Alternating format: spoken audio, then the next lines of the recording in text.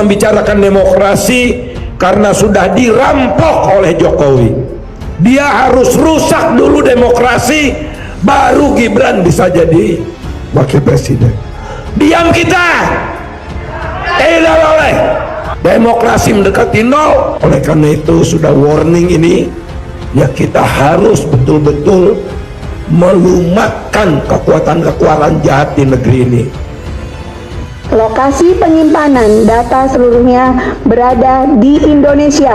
Tidak ada data yang disimpan di entitas negara lain.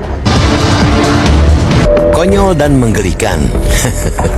Komisi Pemilihan Umum atau KPU selaku penyelenggara yang juga wasit dalam pemilu 2024 selama ini menyimpan rahasia. Diam-diam lembaga itu menggandeng Alibaba, raksasa teknologi asal Tiongkok, dalam komputasi awan atau cloud. Konyolnya, semua rahasia itu baru terbongkar karena ada yang mengadukannya ke Komisi Informasi Pusat atau KIP. Mengapa menyimpan rapat-rapat informasi soal kerjasama dengan Alibaba itu? Lalu, apa yang sesungguhnya disembunyikan KPU sehingga pengadaan servernya harus dirahasiakan atau perusahaan pemegang kontrak tak boleh diketahui publik? Bukan. Kita sudah merencanakan untuk melakukan aksi, ya, kita dari Front Penegak Daulat Rakyat untuk melakukan aksi pada hari Senin tanggal 18 Maret 2024 pukul 14.00 sampai selesai. Ya. Intinya aksi kita itu adalah fokus di depan kantor KPU Jalan Diponegoro. Oke. Jadi fokus kita itu antara lain menggugat agar Pilpres curang itu dibatalkan. Kemudian kita juga meminta agar komisioner KPU itu ditangkap dan diadili, dan juga beberapa tuntutan lain. Intinya bahwa kita menuntut supaya Pilpres curang itu dibatalkan. Oke. Batalkan hasil Pilpres 2024. Intinya itu. Oke. Ya. Kita minta Pak Mayor Jenderal Sunarko. Pak Mayor Jenderal, Pak Jenderal, ini apa seruan Pak Jenderal untuk acara kita tanggal 18 ini? Terima kasih Pak Edi. Kalau saya minta apa seruan kita atau seruan kami, saya mengajak seluruh saudara-saudara sebangsa dan setanah air, terutama yang ada di sekitar Jabodetabek, untuk ikut menuntut atau ikut datang ke kantor KPU Jalan Diponegoro pada tanggal 18 Maret 2024 hari Senin, agar KPU bekerja profesional yang selama ini mereka sudah melakukan banyak sekali kebohongan dan kecurangan, agar itu dibatalkan.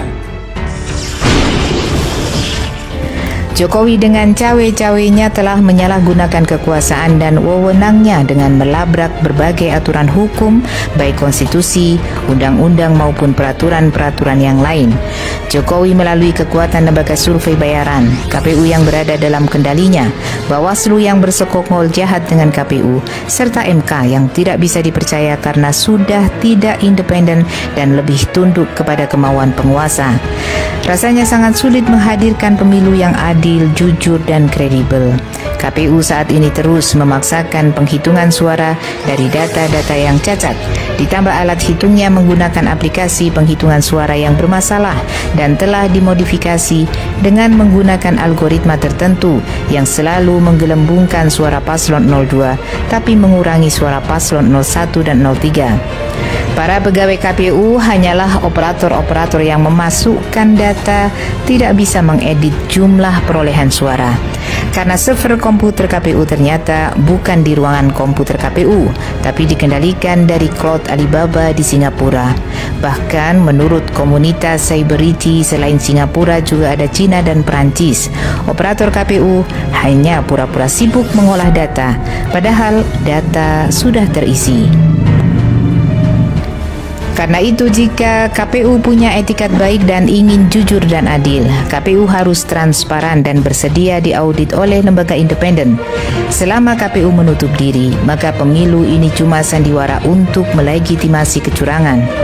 Tidak guna mengajukan sengketa pemilu ke Bawaslu dan MK, karena sampai saat ini, lembaga itu hanya perpanjangan tangan penguasa. Mungkin jika hak angket berjalan lancar akan bisa membongkar segala kecurangan Jokowi. Sayangnya, sepertinya rezim Jokowi sedang bergerilya untuk menggagalkan diajukannya hak angket itu. Memang hanya makar Allah yang bisa menyelesaikan kezaliman dan kerakusan Jokowi. Jika masih sayang kepada bangsa Indonesia, maka Allah akan pilih pemimpin yang adil.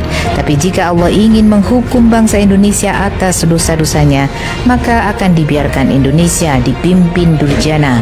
Mari kita ketuk pintu langit agar makar Jokowi bisa dihancurkan oleh makar Allah. Oh, wes angel.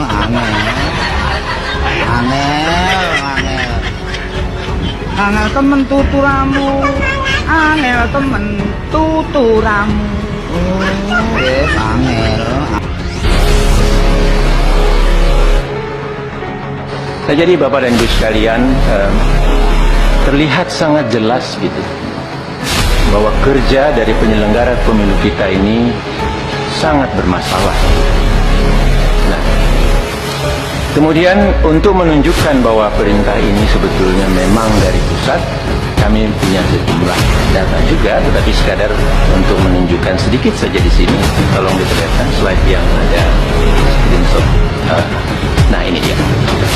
Ini adalah bentuk komunikasi antara Ketua KPU di bagian atas itu ada KPU RI Hashim Asyari dengan anggota KPU Provinsi, dan ini secara grup maupun secara orang per orang dilakukan, dan ini ke salah satu orang. Itu memuat, ini adalah untuk Partai Gelora yang tadi dilakukan sekitar tanggal 5, tanggal 6 itu. Sekian banyak di 24 provinsi, sekian banyak yang belum memenuhi syarat, maka itulah. Kemudian di bagian paling kanan, itu di gambar yang 5, itu ditulis di situ, mohon dibantu. Ya, jadi ini ada permintaan atau mungkin instruksi atau desakan, ada yang baca ini sebagai perintah begitu ya.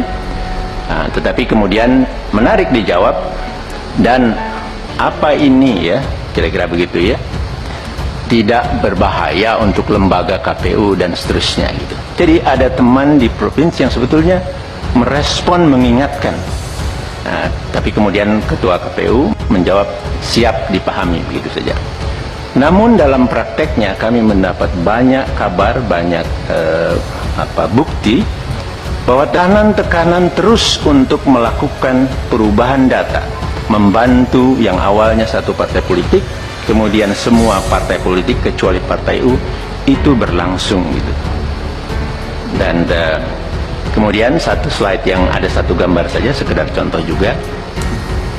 Ini adalah komunikasi antar anggota KPU provinsi yang